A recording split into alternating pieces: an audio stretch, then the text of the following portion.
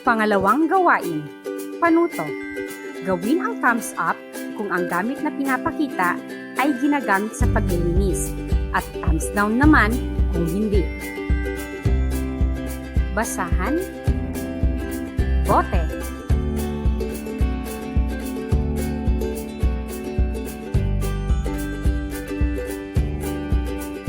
Pandakot, baso.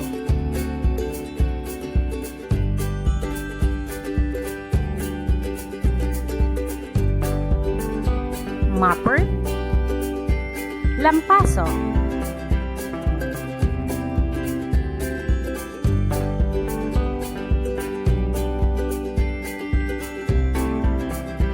Plato, suklay.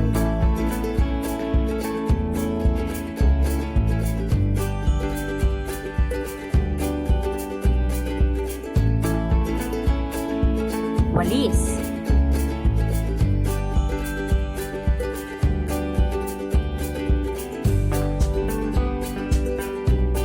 Ating tandaan ang mga mahahalagang konsepto.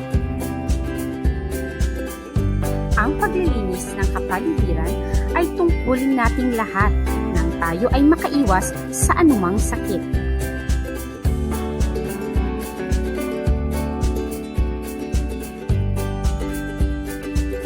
Kailangan ang iyong malawak at masusing pangunawa sa napakinggan o nabasang teksto upang lubusan mo itong maintindihan.